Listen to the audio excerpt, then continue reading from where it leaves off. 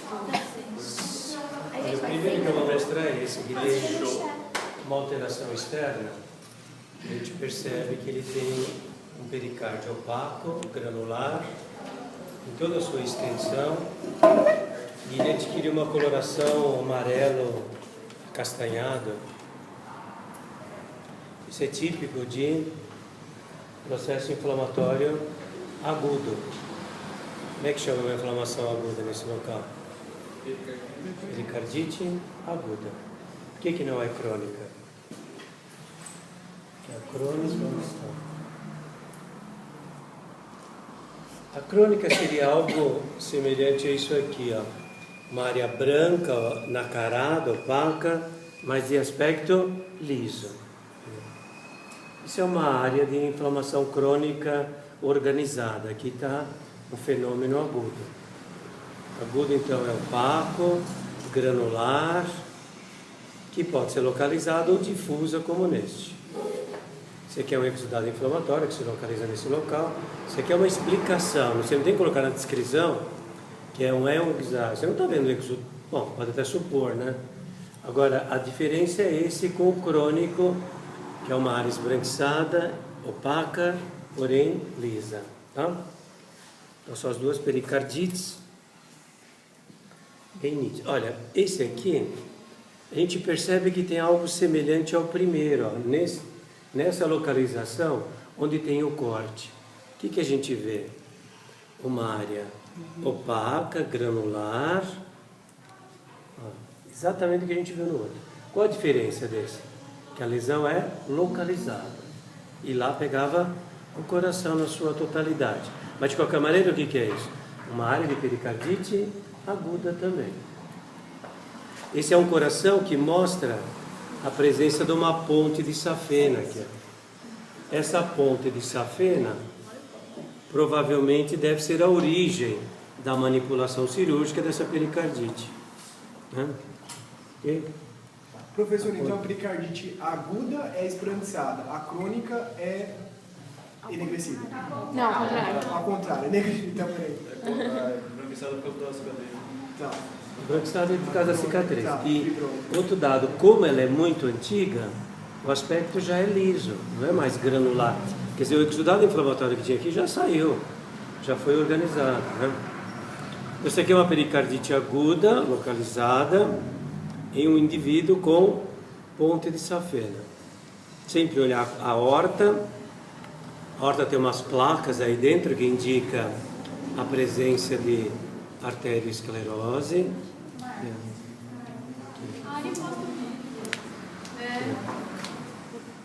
Então, se quiserem vir para cá, alguns podem vir aqui atrás. Aqui do lado. Então, além da...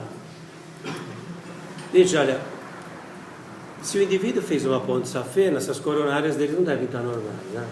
E nem a aorta. Então, a arteriosclerose que a gente está localizando aqui é esperado, né? Só que das coronárias não é bem visível. Não é bem visível porque tem um processo inflamatório que está cobrindo. Mas na aorta dá para ver que tem umas placas dentro. Tá? Arteriosclerose aórtica, no indivíduo safenado e com presença de uma pericardite aguda. Professor, no diagnóstico que se ganha na prova, a gente fala as duas coisas. Isso. Pericardite Aguda, localizada, safenado, presença de ponto de safena e arteriosclerose aórtica. Tem um ponto aqui. Viram?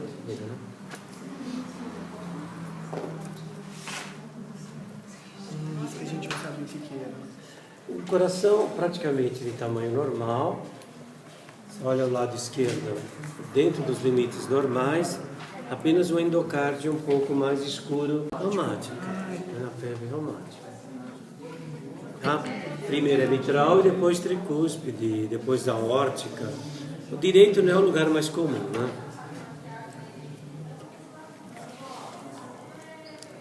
Coração está na hora de ser substituído, coitado, né? Tem muita gordura externa. Isso aqui não precisa descrever na prova, né?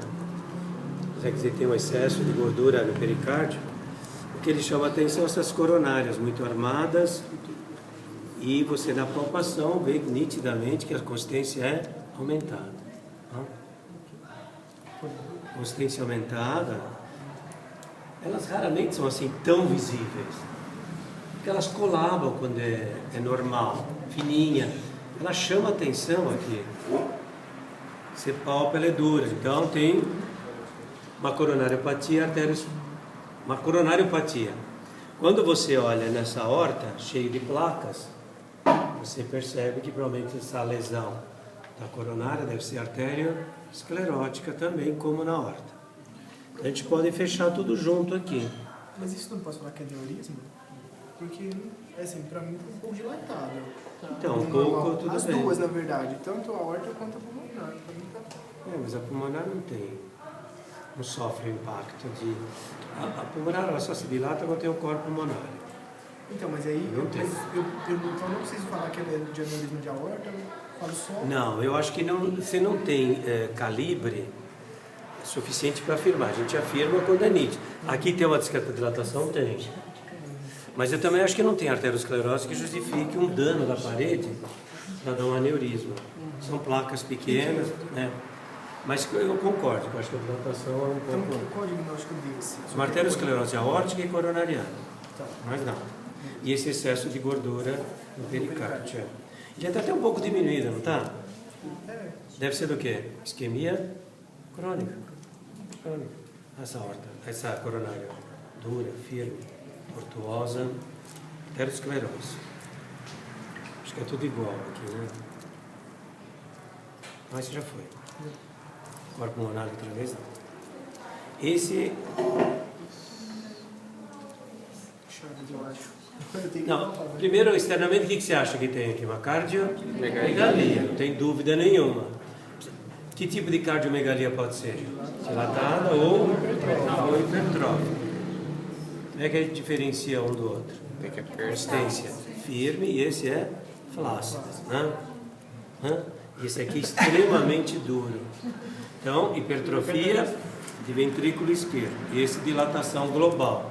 E afilamento de ponta, que indica então Chagas. O que mais tem? Tem as coronárias têm tortuosas também, tem... Placas de ateroma na aorta, placas aqui no interior, e coronárias também extremamente armadas, duras, firmes. Então, certo depósito de gordura. Isso que é normal, acho que não precisa, não. Eu acho que tem um depósito de gordura aqui dentro do limite normal. Esse eu acho que está acima, né? Esse também está. Então, cardiomegalia dilatada, de origem chagásica, associada à arteriosclerose aórtica e coronariana. Professor, o diagnóstico coloca Isso aí que eu falei. de chagásica, pode colocar? Pode. Esse eu acho que dá para dizer. Cardiomegalia dilatada, ou de origem chagásica, ou cardiopatia chagásica, né? Esse, voltando para esse. Qual é o diagnóstico desse, então? Hipertrófica. E tem também o quê? Tem arteriosclerose de aorta e coronariana não evidente, né? Acho que tem um pouquinho isso aqui.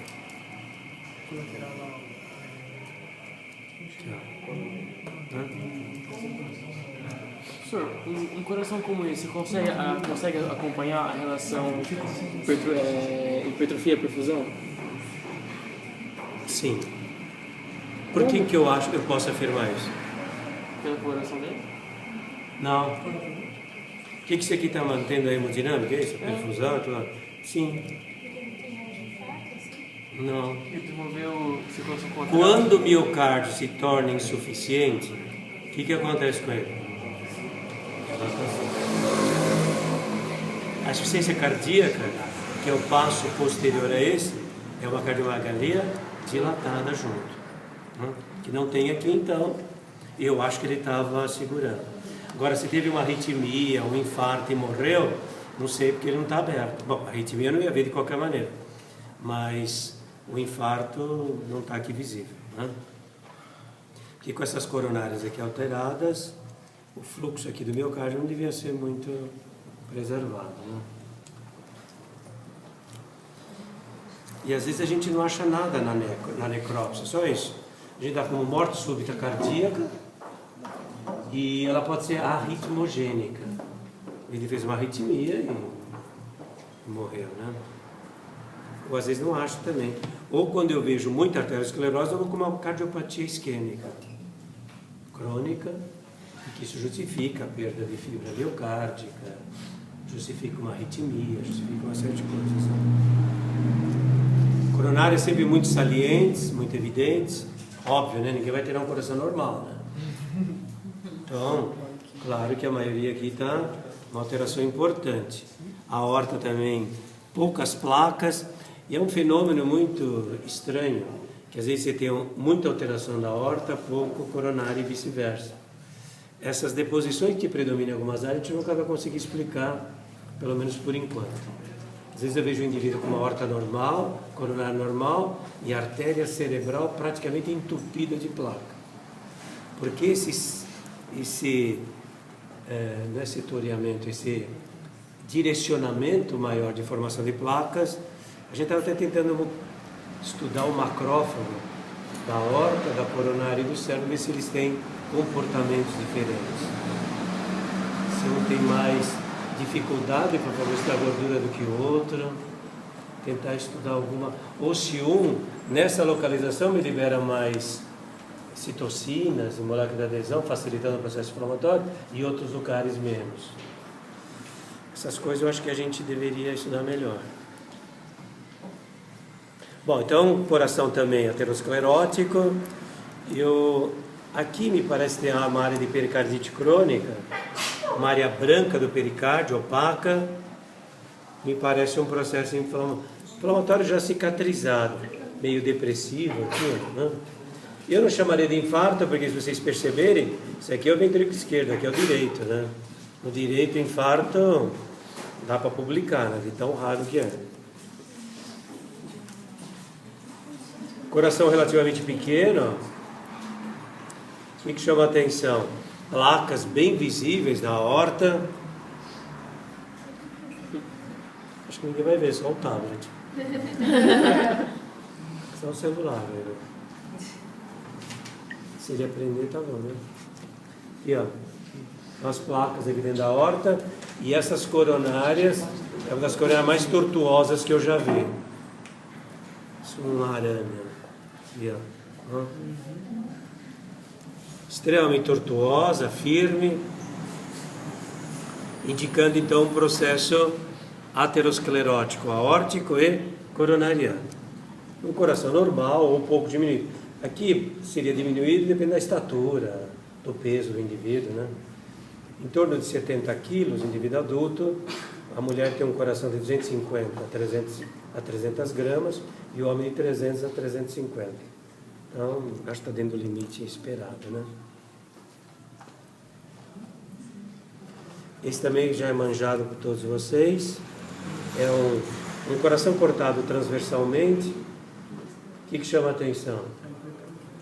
Hipertrofia de ventrículo esquerdo. O que mais? Uma pequena área castanhada ali. Tem uma área aqui que pode ser uma área de infarto. Essa área é mais escura. Quando ela é mais branca, é um infarto cicatrizado. Quando é mais escuro, é um infarto recente, agudo. Acho que deve ter um infarto aí. Na outra metade desse coração, o infarto já estava cicatrizado. Eu acho que aqui ou é um fenômeno agudizado ou é o mesmo com áreas já cicatrizadas e outros ainda não. De qualquer maneira, pela coloração acastanhada, acho que dá para dizer que é um infarto recente. Se fosse crônico, como é que estaria a espessura do coração? No infarto já cicatrizado, a espessura normalmente diminui, porque a cicatriz é retrátil, né? Ok.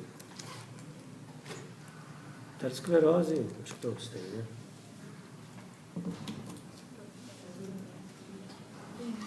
Esse tem gordura, não? Só um pouquinho. Nossa Senhora. é muita deposição, devia ser um indivíduo obeso. Esse eu me arriscaria a dizer que tem um aneurisma aqui. Um pouco maior que o outro, né? O que mais? Placas de ateroma dentro da aorta, coronárias tortuosas, firmes, que era esperado que tivesse arteriosclerose, né? Indivíduo com muita gordura. E esse aneurisma de crosta de aorta, né? Ou aorta ascendente. Crosta seria onde ela faz a curva. Quem não viu as placas, olha aqui nesse corte recente num dos ramos da aorta carótida, deve ser. Tem umas placas amareladas na parede, né? Então, arteriosclerose aórtica e coronariana no indivíduo com excesso de deposição de gordura e presença de aneurisma aórtico, aorta ascendente. Este, também seccionado transversalmente, tem só um segmento, o resto do coração está faltando, mas de qualquer maneira a gente vê que é uma cardiomegalia, sem dúvida, né? E essa cardiomegalia, abrindo o ventrículo esquerdo, dá para dizer que é uma cardiomegalia dilatada, né? Porque na hipertrofia a gente sabe que a luz diminui, não fica desse tamanho. Cardiomegalia dilatada. O que mais chama atenção? Essas áreas escuras. Veja, trombo mural. Mural. Quando o trombo nos vasos pequenos, ele é oclusivo, semi-oclusivo. Aqui não tem como ocluir um trombo, ele fica grudado na parede. É o trombo mural, né? Quando que isso ocorre? Por que é comum no indivíduo com cardiomegalia dilatada? Isquemia. Porque o fluxo é menor. A isquemia já foi aqui. Já foi um problema. Professor, esse é comum na hipertensão pulmonar? Não, aqui do lado esquerdo. Se fosse direito? Seria igual. Mesma coisa. Lá a hipertrofia, depois dilata quando se torna insuficiente. Na dilatação, o fluxo sanguíneo diminui. Facilita a trombose. Tríade de Virchow, né? Lá direita é uma coisa. Só que se tivesse do outro lado, chamaria insuficiência cardíaca direita. Aqui é insuficiência cardíaca congestiva. Congestiva porque pega todo o organismo. Lá é só um território pequeno. Professor, mas quando tem hipertensão pulmonar, o ventrículo direito ele não dilata primeiro, depois hipertrofia? Sim. E depois? O acomodamento inicial com dilatação, depois com exercício, hipertrofia. E depois da hipertrofia? Dilata por insuficiência. Ele dilata, hipertrofia e dilata de novo? A dilatação inicial ela é muito abrupta para conter o sangue. Isso a gente nunca vê. Acho que foi uma boa pergunta. Quando é que a gente viria uma dilatação abrupta por um problema desse? No pulmão, por exemplo. O corpo pulmonar, acho que a gente não deu ênfase nisso. O corpo pulmonar pode ser agudo e crônico. No agudo você tem uma dilatação inicial. Porque é agudo. O indivíduo tem um trombo dentro da artéria pulmonar. O fluxo como é que está? Extremamente prejudicado. Esse ventrículo dilata. Se o indivíduo tem um enfisema, ele está curtindo o enfisema dele há muitos anos. E esse ventrículo está se adaptando lentamente. É um corpo pulmonar crônico. Então isso é verdadeiro nos agudos. Trombose é uma delas. E aí vai dar hipertrofia depois? Não sei se ele sobreviver, porque na trombose é muito grave. Ou ele morre, ou ele pode evoluir depois para um corpo pulmonar crônico. O que seria um corpo pulmonar descompensado? Veja, ele me pergunta se esse coração grandão aqui estava descompensado. Não. Como é que seria um corpo pulmonar descompensado? Ou seja, já o início é uma insuficiência cardíaca direita. A dilatação, sempre, gente. Ele vai hipertrofiando. Vai hipertrofiando com serviço, com um trabalho maior que ele está tendo.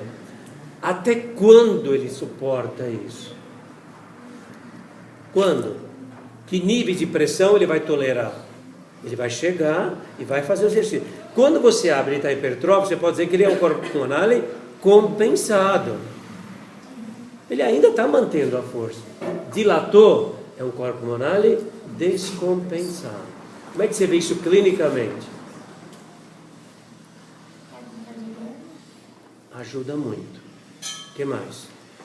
Clinicamente, olhando para o doente, ou palpando ele. Lado direito, não é retorno venoso? Como é que está o fígado? Aumentado, é hepatomegalia. O retorno do membro inferior está normal? Não, porque ele está batendo devagar. Edema. E a jugular? Estágio. Jugular. Ciência cardíaca direita, clássica. Como assim, né? Todo mundo junto.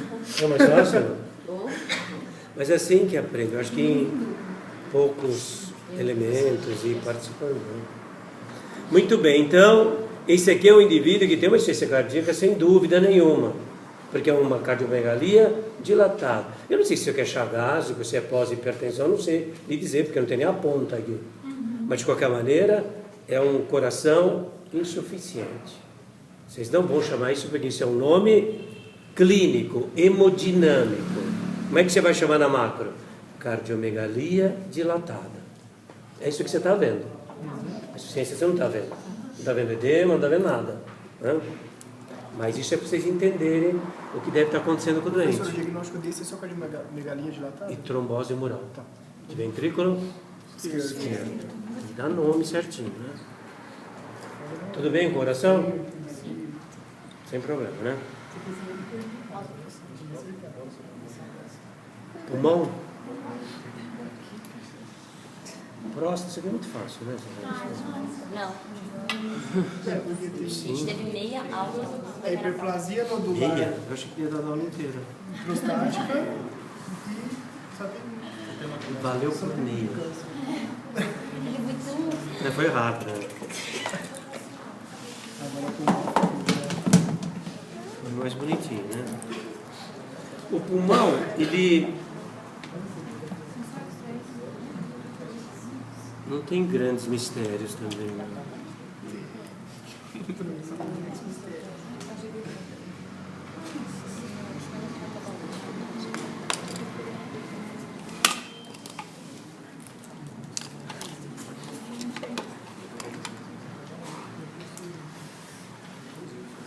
Veja, o pulmão, olhando para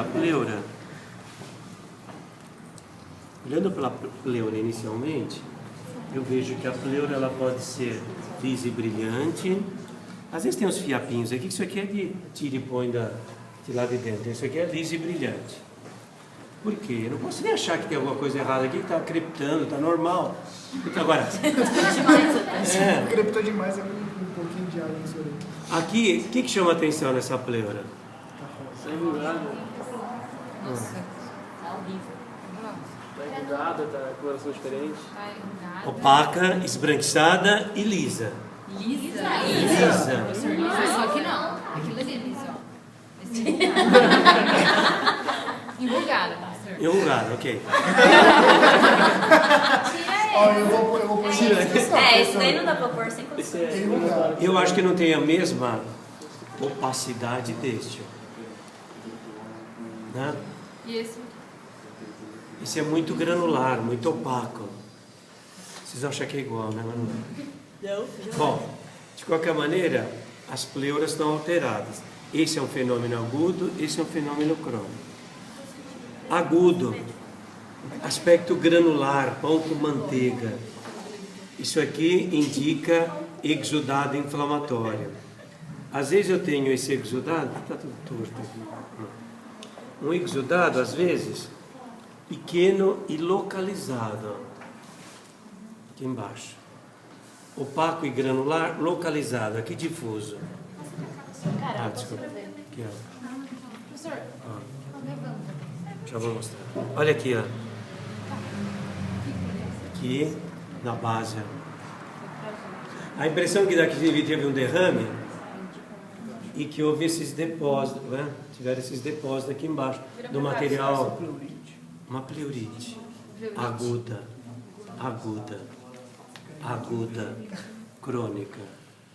Isso é muito feio. por que esse é crônico, professor? Vamos lá. Porque é esbranquiçada, porque é opaca e não tem aspecto granular como este. Todo aspecto granular que vocês viram no pericárdio é igual aqui. É serosite do mesmo jeito. Aqui não é granular. Mas aí o diagnóstico seria pleurite? Aqui não é granular. Aí então é crônico. É crônico.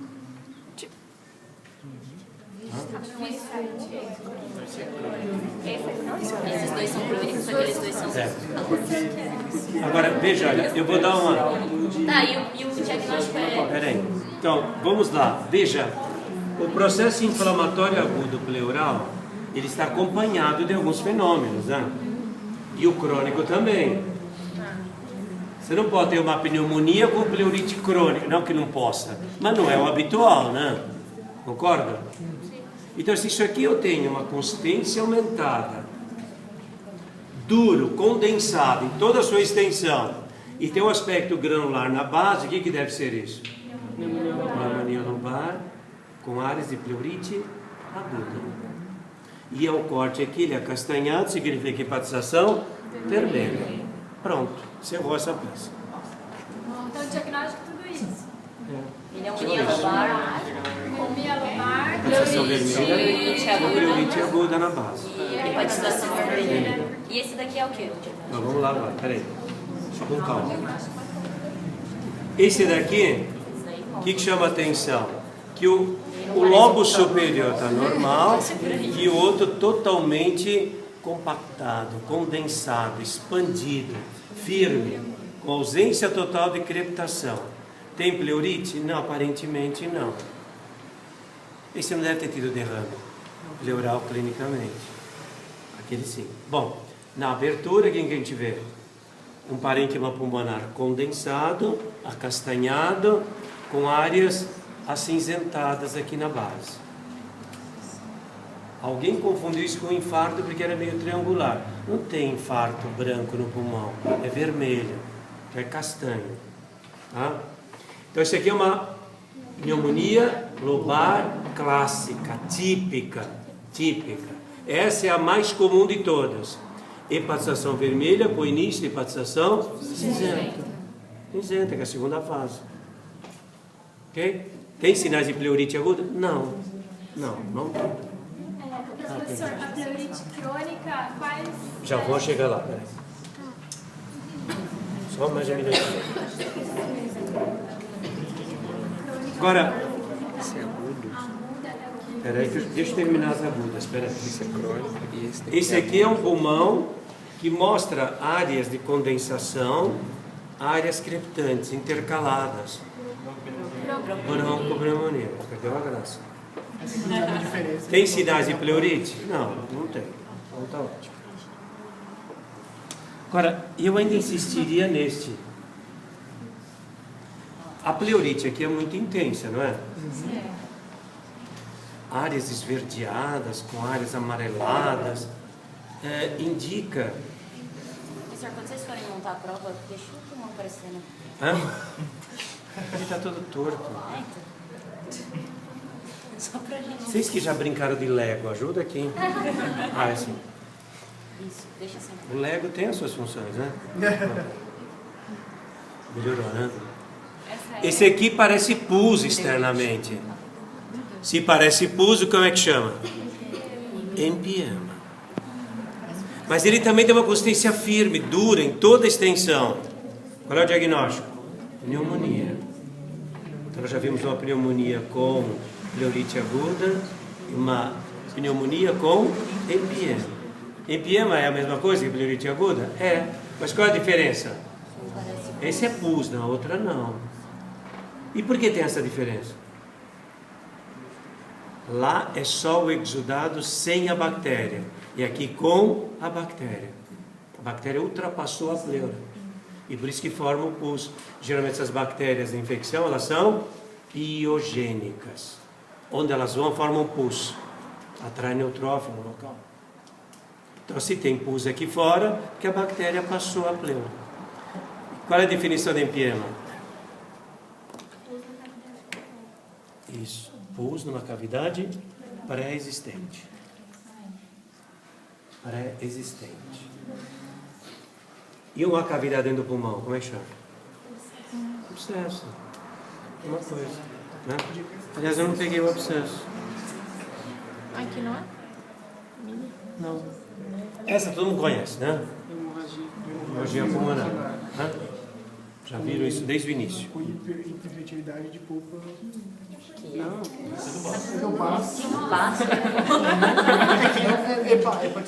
Isso foi gravado em 50 vídeos, tá bom? Não, parecia. Daremos conta do... Fala e erra, porque você pode errar agora. Isso aí, sem problema. Ah, tá aqui, ó.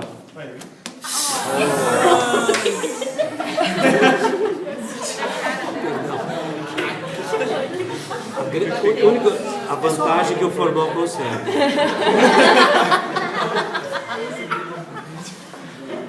A água não. Qual é o diagnóstico disso? Deixa eu ver. Tem umas cavernas. Caverna porque é no ápice? Não. Não, então não é Mas caverna. eu tô vendo um buraco, você não viu? Uma escavação. Sim. Essa escavação tem fibrose ao redor?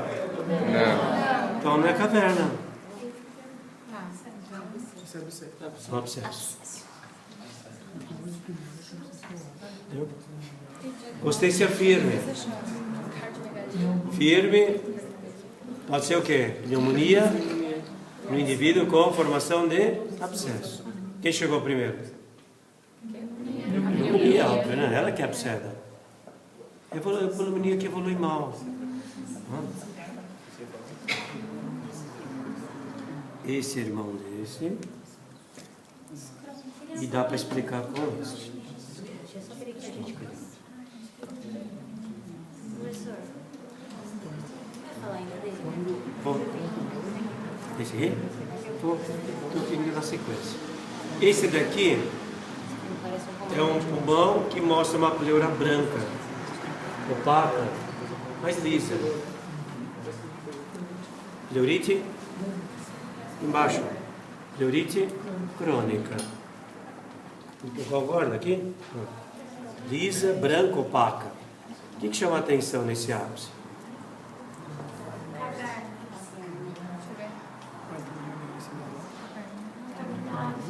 Por que parece uma caverna? Primeiro que é ápice. E tem fibrose ao redor. Você palpa, é duro, firme. Justifica a pleurite crônica? Justifica, porque é uma doença crônica. Isso vai inflamando, inflamando e vai alterando a pleura. Tá? Tuberculose cavitária de ápice. Economia, hein? Tem até em linfonodo aqui. Olha um linfonodo do hilo com cásium dentro. Cadê o...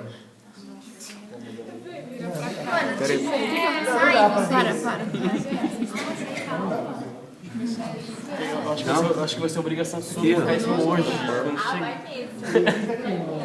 Peraí. O que ele falou? Obrigação dele colocar hoje. Chega em casa e não vai nem no banheiro. Então aqui você tem uma tuberculose cavitária de ápice com envolvimento linfonodal no hilo. Tuberculose, tá bom. É, lógico, tá certo. Diagnóstico é Tuberculose cavitária é pontinho extra. É 0,30 daí. E esses dois aqui? Pleurite crônica, no pulmão contraído, que não se individualiza mais lobo direito, ou lobo inferior, lobo superior. Eles tem uma fusão aqui das cisuras. Ele chama atenção de ter uma crepitação muito grande aqui na base. Pode ser ênfase. Isso é uma área enfisematosa. E aqui uma consistência muito dura no ápice, que a gente vê que tem uma cavidade aqui. Tuberculose de ápice. Quem não viu aquela, acho que pode ver. DPOC. Por isso tá aqui. Escavação no ápice. Tuberculose mais enfisema mais pleurite crônica. Isso aí. Não, mas as duas. DPOC. TPOC. Resumo. Vou pôr DPOC não. Pode forçar. Só DPOC. É, se eu colocar o resto, Ah, eu sei que eu vou extra. tá bom, mas aí é nota parcial, né? O que é isso? Ué? Enfisema, pleurite crônica, Isso aqui é uma tuberculose cavitária. cavitária de ápice associado a enfisema. A pleurite crônica. né? Pleurite crônica, e isso então pode resultar num DPOC, né? Deve ser uma DPOC. Os dois, né? Sim, é mesmo. Os dois são. Pronto? Fácil o pulmão, né? Isso aí, Falta um. feliz. Falta um. Podia cair esse.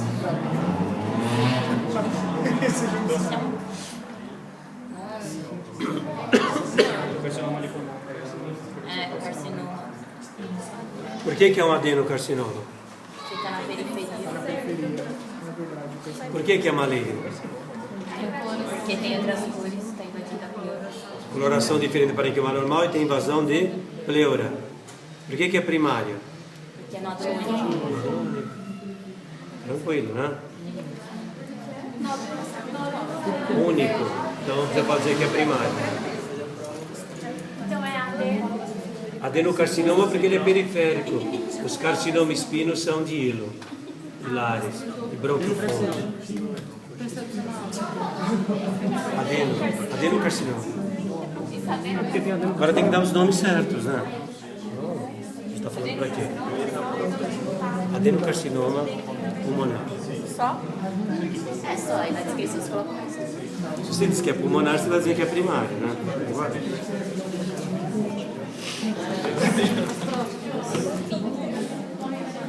Não tem nada dividido. Teve uma ocasião lá na Luzida que a gente fez umas provas práticas, mas com questões. Então, por exemplo, nesse aqui a gente colocava, explique por que a lesão não é benigna. Porque coloração diferente. Porque é maligna. Vocês acham que não tem essas respostas? Mas vai ter que considerar. Não, tá errado. Não, aí a gente começou a ficar mais esperto. Não, explique a diferença entre essa neoplasia maligna e a benigna. Aí que você dá mais detalhe que a pessoa tem que explicar mesmo, né? Ou exclua dessa peça um tumor metastático. Mas então como sua prova valendo? Então, É um tumor primário. não tem escapatória? A gente é muito mais. Então, por isso que eu desisti. Dá só uma perguntinha. Que órgão é esse? Ninguém sabia, mas agora sabe. Já foi chamado muito de testículo, né? Tem? Lobo direito, lobo esquerdo, uretra prostática. O que chama a atenção nessas próstatas? Estas. Estas. Ah, não, esta não. Os microcistos. Nodulações difusas, algumas com característica sólida, outras com presença de microcistos, né? Não alterando significativamente a anatomia do órgão. Ele continua dentro dos seus limites normais. Né? Esse nem tanto, né?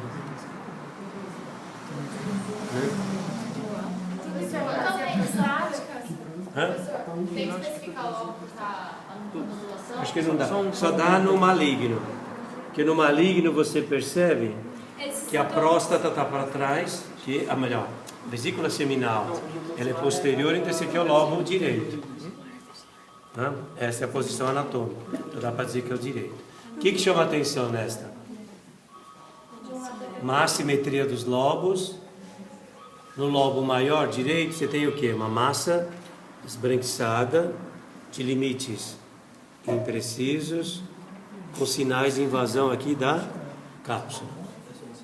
Tá? Tumor maligno.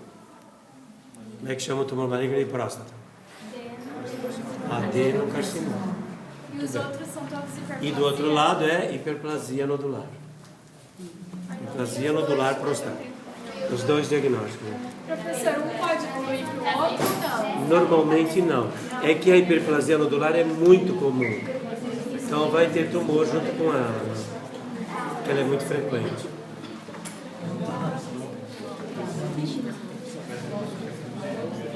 Pessoal, testículo, só consegui separar o testículo normal aqui, porque eu acho que os tumorais estavam nos frascos, né? Então, mas vocês lembram, né? Hã? É dois. Tinha o da criancinha que parecia... Vai, normal. Professor, dá meia dó. Professor, mas a gente nem sabe. Ué, testículo só tem lá, não vou pôr na prova? Então pega. Não, então beleza. Olha quanto coração. Claro, vem Não depois. sei mais. Não, então depois eu mostro pra gente. Professor, fala qual é que tem certo ali. Hã? Tá ali? Professor, olha quanta peça tem aí. Por que precisa do frasco? Tem um monte de Fala frasco qual aí. que é que eu quero, João. Se forem peças com patologias que eu não consegui mostrar, esse aqui eu não sei se tinha sido mostrado, acho que não. Então não vale. Segmento de pênis, dá para ver que a glande tem um aspecto granuloso externo, mas o tumor dá para ver no corte. É uma massa esbranquiçada que invade o corpo esponjoso. Corpo esponjoso, que é aqui em cima, não o corpo cavernoso aqui embaixo. Dá para ver a invasão. É uma massa esbranquiçada na superfície de corte, que parte da glande e chega até o corpo esponjoso. Típico de carcinoma espinocelular. E aqui é a mesma coisa, aquele indivíduo com fimose, com uma glande bem comprimida aqui na sua porção inferior, com um prepúcio longo, estenótico e com uma massa tumoral vegetante dentro. Essa massa vegetante, uma área esbranquiçada, de limites imprecisos, indica também um carcinoma espinocelular aqui dentro. Como é que chama aqui dentro? Ninguém vai colocar aqui dentro. Região balano-prepucial, né? Ou revestimento interno do prepúcio, né? O que mais? Acabou. As cubinhas, então, professor. Se vocês separarem, eu mostro. Então, pronto, onde que pode estar? A gente separa agora. Então tá bom. O testículo que tá aqui Esse é normal. é o normal. Normal. Então, esse testículo só tem hemorragia, não é? Só Mais hemorragia. pouquinho leve, é. Então, hemorragia, se fosse diagnóstico, é hemorragia testicular. Isso, é. Quem que deu pra pôr na descrição? Porque eu só vi esse foco de hemorragia, eu ia pedir de uma testículo no testículo. Como é que chama essa Não, classe? foco de... Não, mas você Ele não usa anatomia normal.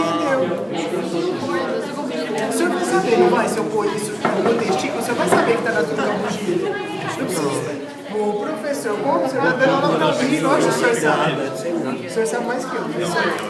Tenha certeza. Professor, todos que vão cair na prova. Esses com certeza caem. Tem mais um que não sei. Pega o testículo.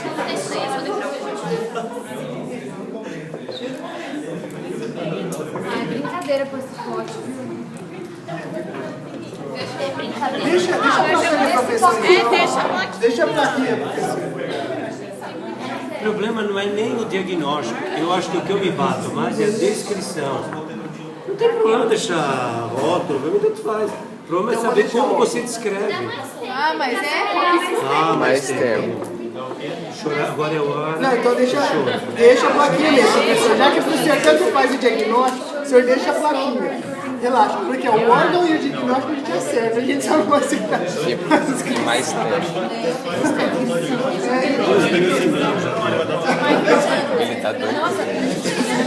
Massa testicular e substitui toda a estrutura, que ele normalmente, o normal dele é amarelado, esponjoso, e aqui ele se torna sólido, firme, em toda a sua extensão. Ele pode ficar branco, pode ficar da mesma cor, às vezes fica meio hemorrágico, outra vez esbranquiçado, lembrando cartilagem. Então o tumor ele pode ter qualquer cor, dependendo do componente do tumor que predomina. Esse que é a mesma cor do testículo, deve ser um seminoma. O seminoma é o que mais se parece com o testículo normal, né? Então esse aqui deve ser um seminoma. Todos malignos, todos. É raro um teratoma, inclusive de testículo, ser benigno. A grande maioria são malignos. Diferente da mulher, que a grande maioria dos teratomas ovarianos são benignos. Professor, você pode apontar o tumor de novo? Que eu não... Todo testículo está substituído por tumor. Ah, não tem Toda a testículo, massa. é só tumor. Não, porque o normal dele é esse aspecto amarelado e esponjoso. Isso é o normal. E ali você não vê mais esse tecido. É uma massa dura, firme, homogênea. Né? Você não veio nem mais a cápsula, o bugine ali, desapareceu. Professor, o seminoma é um tipo de teratoma, é isso? Não, seminoma... Eu não entendi o Seminoma é o tumor maligno germinativo mais frequente que tem. Depois você tem os tumores seminomatosos e não seminomatosos. Porque o seminoma é separado porque ele tem um prognóstico melhor. Os não seminomatosos, carcinoma embrionário, teratocarcinoma e tumor de saco vitelino. Agora, e tem um terceiro grupo, que são os tumores germinativos mistos. Você tem seminoma com teratoma, seminoma com carcinoma embrionário, qualquer um deles. Por isso são chamados de mistos. Tá? Então, o teratoma é teratoma mesmo. É um tumor maligno testicular não seminomatoso. Então, isso aqui é seminoma. Seminoma testicular. Né? O outro que a gente viu tinha uma bolotinha branca dentro do outro testículo que estava no frasco. Aquele também deve ser um seminoma. E tinha um outro que era parecido uma criancinha, que todo ele estava substituído por uma massa óssea septada no meio. Criança sempre tem que pensar em tumor de saco vitelino, que é mais comum nessa faixa etária. Então, macroscopicamente, dá para fazer um diferencial muito grande. Dá quando é teratoma, quando tem cartilagem, que você corta, ele é duro, parece que você está cortando cartilagem mesmo. Ou com a mesma cor do testículo, que aí você pensa logo numa lesão, num tumor seminomatoso, né? Tá? Fácil, Priscila. Nossa, é tão fácil aqui. Vocês vão ver o ovário. Põe 3 provas no próximo semestre. O ovário vai ser complicado. Fica muita coisa. Eu prefiro. Professor, tem como aumentar uma prova a mais no semestre? Dá mais tempo para descrever. Pra diminuir Professor, faz a prova com a gente. Posso estar aqui sempre? Não, mas... Não, mas assim, dando assim. Tipo, explicando, Mas sim, professor, tem como pôr mais uma no semestre? A gente já tentou tudo isso, pessoal. É um desastre por causa da prova. Mas o pessoal não vem um dia antes, não vem um dia depois, se recuperando. Então, a única coisa que funcionou durante o período foi a gente fez prova relâmpago. Que ninguém sabia. Passava uma folha com 10 questões, Não, mas aí a gente 15 testes e pronto. Aí funcionava. Se você programa, semana que vem tem uma prova extra, o dia inteiro está perdido. Porque o pessoal, se você marca à tarde, não vem de manhã. Se você marca de manhã, não vem à tarde. Porque ficou estudando à noite, porque está assim. Então a gente perde tempo e eu não tenho como dar toda a matéria. Você viu, nosso calendário é complicado. Professor, então dá mais tempo para descrever. Faz a prova à noite. A gente faz prova. A gente faz prova depois, nem liga. Das 5 às 7 a gente faz Porque as prova. duas são de São Paulo, né? Ah, mas elas não precisam. Eu sou o senhor de Tudo bem, eu faço de... Chama a Lu para Ou eu ficar na começo a sala. fazer oral. Tem a Lê, tem o Marcelo. Vou fazer Vou fazer na Luzia, né? Chega saindo lá meia-noite. Prefiro fazer oral. Se eu for de Tem o seu Antônio.